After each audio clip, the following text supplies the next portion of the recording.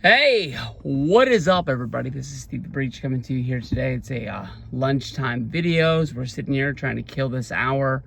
I'll tell you the truth. Last night, I think it was just a hard night. I remember getting pizza. I remember watching Survivor. And I don't really think I made it through the end of Survivor before I fell asleep. I apologize to my girlfriend, but I think like the last 2 or 3 nights in a row, I just haven't made it to the end of it. I just sort of like crashed out on Fridays.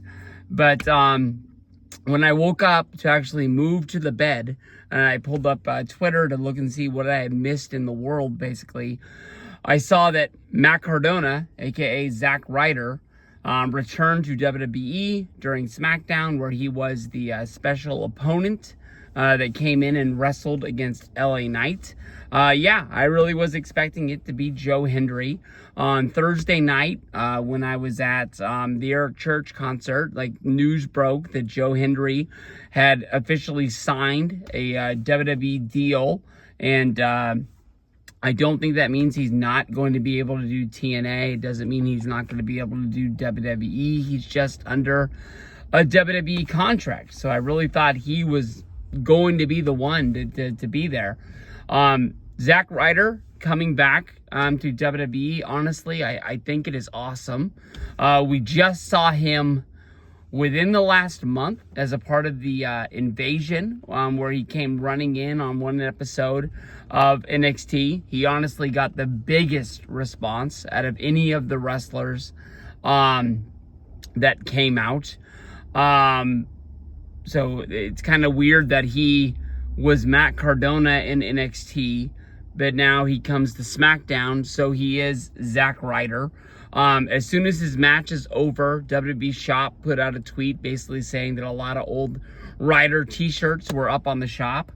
I'll tell you the truth. I don't know what to believe. I don't know if this was a one-off where they brought somebody in from the indies to use. That was a past name. I don't know if he is back in WWE. I understand that they're using SmackDown guys and Raw guys for this tournament. So if he was to come back to WWE, I think it's weird that he was on SmackDown, because I thought Chelsea Green, and I could be wrong, it's kind of hard to follow people who bounce around from show to show. And you know, she was the United States champion twice. She is right now, so she is on SmackDown. I really was under the understanding that I thought she was on the Raw brand. So honestly, I think it's awesome if he does sign and is a real member of WWE. I think that is cool that he gets to be there with his wife. For the people who think that he was a flash in the pan, 2011 was a really long time ago. I remember Brian Myers, Kurt Hawkins, came back to WWE in 2000, and I believe it was 2016. And I don't remember him really winning a match until WrestleMania 35, when they won those tag titles. And I don't think, when I listen to Brian Myers talk on podcasts and things like that, I don't think he has a care in the world. I think he understands the wrestling business. I think that's the same way that Zach, aka Matt, is going to be from listening to the Wrestling Figure podcast show. Like, he goes out, he does independent shows, and he's probably one of the biggest names on there.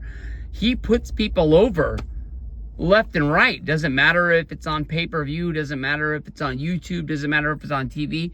He's released clips of making vlogs where he's got beat by, to me, nobodies.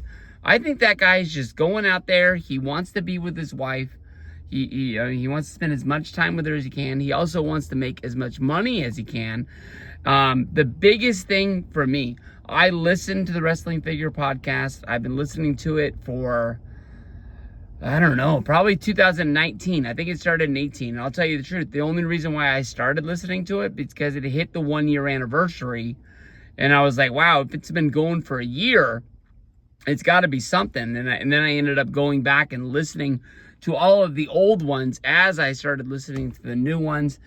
I don't want to tell you that like my love of action figures has gotten bigger, but I can tell you the truth from listening to that show. I've bought some figures that they come and I'm kind of like, I don't even remember buying these. My biggest fear is that something will happen to the big rubber guys, his action figure line that he has with Brian Myers. They have a relationship with AEW. They put out Sting, Hangman Page, Tony Storm. They did one more that I don't remember who it was. And then Adam Copeland, I believe, is either up for sale right now or it just ended. And I wonder how that's going to work. If WWE is just going to look at it and just be like, we don't care, that's your business, do your business. They have the LJNs with Target and Mattel. I don't know if they're going to look at that like it's competition. But then again, from being such a big toy fan, as well as being in the toy business and having the podcast, he has a relationship with Mattel and the guys who do the Mattels for WWE. I'll tell you the truth.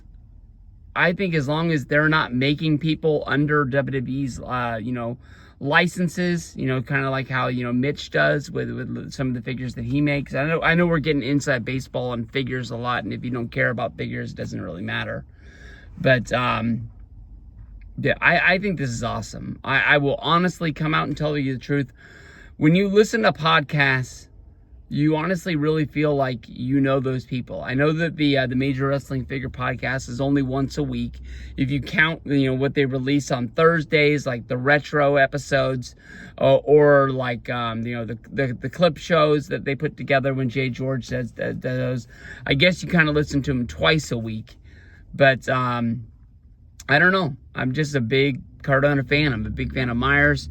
From listening to the podcast, you feel like they're talking to you. You feel like you're having a conversation with them. It kind of gets in your head. It's kind of crazy. I'm rooting for this guy.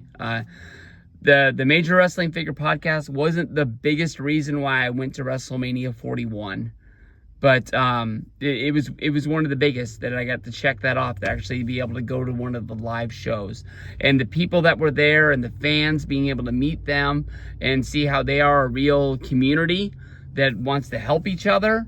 I think that's really, really cool. And if I'm wrong on this and it ends up being just a one-off, I think that's cool for him too. I think he'll do that anytime that WWE calls and says, hey, we want to use you for a battle royal, or we want to use you for, I don't know if he would do WWE World over WrestleCon, because that's the separate whatnots and the separate, personal appearances, autograph signings.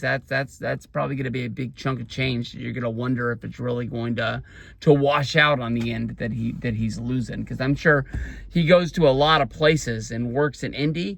But because of his merch table, he's taking more money from the merch table than he's taking from the booker for working the dates. So we'll have to see on that. But thumbs up. I'm pumped. Matt Cardona, Zack Ryder. I'm going to do it. I don't care if you don't ever win another match again. I'm proud of you. Peace out.